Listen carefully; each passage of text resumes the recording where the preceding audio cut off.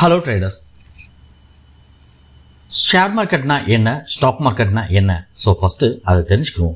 Share மார்க்கெட்னா என்ன அப்படின்னு கேட்டால் எல்லாருக்கிட்டே இருக்கக்கூடிய பதில் ரெண்டு தான். ஸோ என்ன சொல்லுவாங்க அப்படின்னா, ஒரு குறிப்பிட்ட ஒரு பங்கை குறைஞ்ச விலைக்கு வாங்கி அதிக விலைக்கு விற்போம், இதை ஒன்று சொல்லுவாங்க.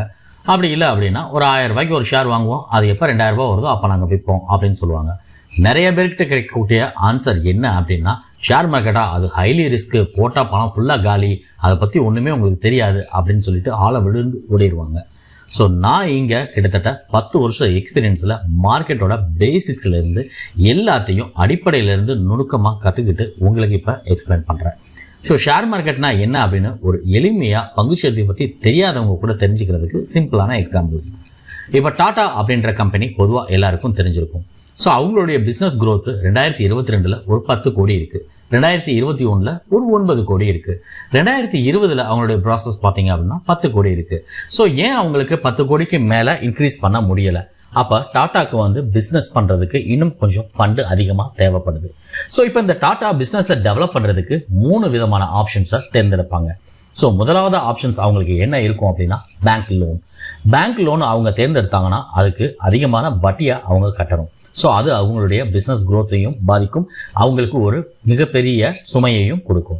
ரெண்டாவதா ஒரு பிஸ்னஸ் பார்ட்னர்ஷிப்க்கு தேடுவாங்க.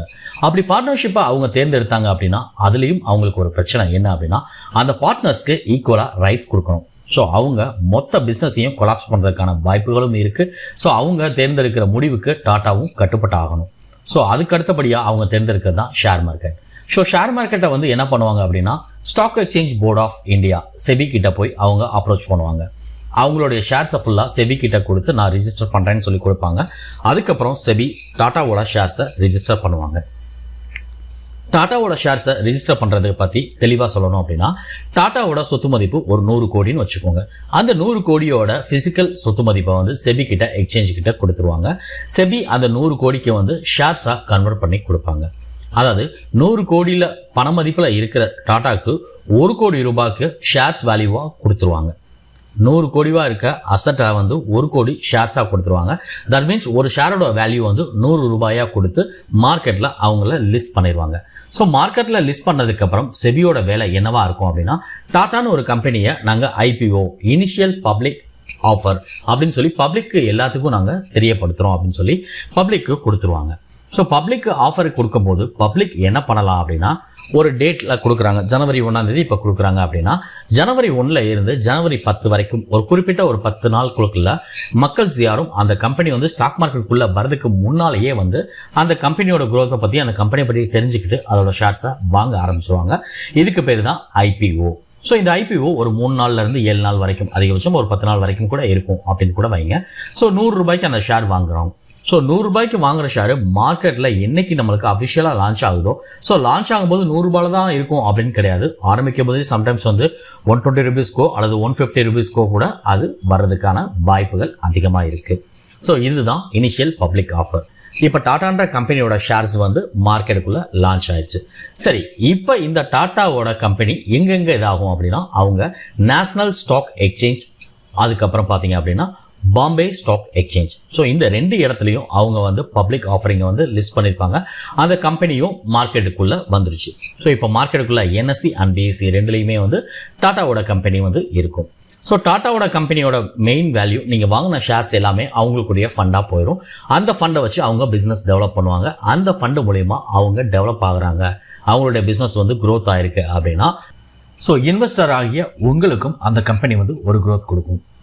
ஸோ டாடா கம்பெனியோட ப்ராஃபிட், அவங்களுடைய ரெவன்யூ ஜென்ரேட் ஆக உங்களுக்கு ஏற்ற இறக்கங்களை பொறுத்து உங்களுக்கு மணியும் growth ஆக ஆரம்பிக்கும். இதற்கு பேர் இன்வெஸ்டிங். ஸோ இப்படி தான் ஒரு பங்குகளை நம்ம வாங்குறதும் ஒரு பங்குகளை நம்ம விற்கும் போதும் ஏற்ற இறக்கங்கள் நம்மளுக்கு ஏற்படுது. இதன் மூலியமாக தான் பங்குச்சந்தையில் நம்ம பணம் சம்பாதிக்கவும் முடியுது. ஒரு நல்ல கம்பெனியை அனலைசிஸ் பண்ணி ஸோ நம்ம இன்வெஸ்ட் பண்ணுறோம் அப்படின்னா அது மூலிமா நம்மளுக்கு பணம் கிடைக்குது. சரி, ஸோ இந்த பணம் வந்து நம்ம இன்வெஸ்ட் பண்ணுறது மட்டும்தான் அப்படின்னா இல்லை, இன்வெஸ்ட்மெண்ட்டுக்கு முன்னால் ட்ரேடிங்னு ஒரு ஆப்ஷன் இருக்குது. ஸோ ட்ரேடிங்கோட பொறுத்த வரைக்கும் ட்ரேடிங்கில் 2 டைப் இருக்குது. ஸோ அதில் என்ன பண்ணுறாங்க அப்படின்னா உங்களுக்கு 5000 ஒரு ப்ராஃபிட் கிடைக்குது அப்படின்னா அந்த 5000 நீங்கள் பண்ணுற ப்ராஃபிட் வந்து இன்னொருத்தர் 5000 லாஸ் பண்ணியிருக்காருன்னு அர்த்தம். பட் இன்வெஸ்ட்மெண்ட் அப்படின்றது அப்படி கிடையாது. ஸோ ஒரு லாங் டேர்மாக சின்னதாக மெதுவாக க்ரோ ஆகி உங்களுக்கு ஒரு பெரிய ரிட்டர்ன் கொடுக்கக்கூடியது தான் இன்வெஸ்ட்மெண்ட். ஸோ இன்வெஸ்ட்மெண்ட் ட்ரேடிங்கை கம்பேர் பண்ண வரைக்கும் ரொம்பவே சேஃப் அண்ட் செக்யூர். ஸோ இன்வெஸ்ட்மெண்ட்டில் நீங்கள் கரெக்டாக அனலைசிஸ் பண்ணி பண்ணும்போது இன்வெஸ்ட்மெண்ட்டில் உங்களுக்கு ஒரு நல்ல ரிட்டர்ன் லாங் டேர்ம் ப்ராஸ்பெக்டிவில் கிடைக்கும்.